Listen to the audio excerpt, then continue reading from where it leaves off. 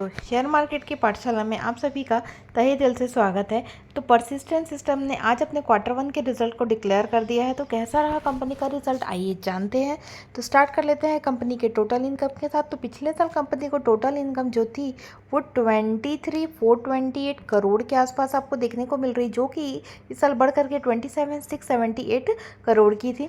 अगर बात कर ली पिछले क्वार्टर की, तो पिछले क्वार्टर में 26,213 का कंपनी को इनकम था, जो कि इस साल बढ़ करके 27,678 करोड़ का हो गया है। अब बात कर लेते हैं कंपनी के टोटल खर्चों की। तो कंपनी का जो टोटल खर्चा आपको देखने को मिल रहा है वो 20,357 करोड़ का था, जो कि इस साल बढ़ करके 23,672 करोड़ हो चुका है। बात कर लेते हैं पिछले क्वार्टर की।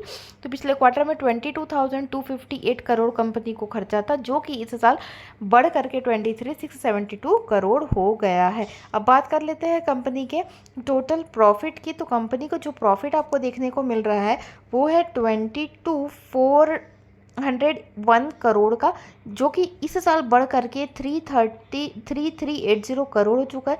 जब किसी को हम कंपेयर करें पिछले क्वार्टर से, तो पिछले क्वार्टर में 3,083 करोड़ कंपनी को खर्चा इन प्रॉफिट था, जो कि इस साल बढ़ करके 3,380 करोड़ हो गया। मतलब प्रॉफिट भी कंपनी को जोरदार देखने को मिल रहा है। अब पूरा अगर वाई वाई में भी कंपेयर करें और क्यू ऑन क्यू दोनों बेसिस में अगर हम कंपेयर करें, तो दोनों ही केस में कंपनी का प्रॉफिट बढ़कर आया है। बात कर लेते हैं कंपनी के ईपीएस की। तो ईपीएस 20.09 पे आके स्टैंड हुआ है।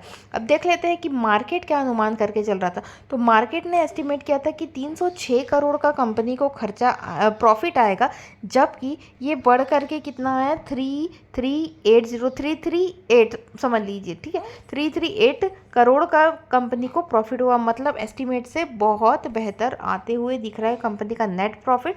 रेवेन्यू मॉडल की बात करें तो रेवेन्यू 27,371 आया है, जबकि एस्टीमेट था 2679।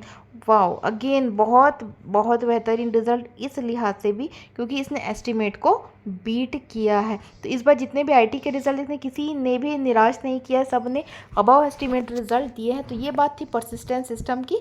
आगे की तमाम जानकारी के लिए बने रहिएगा। धन्यवाद।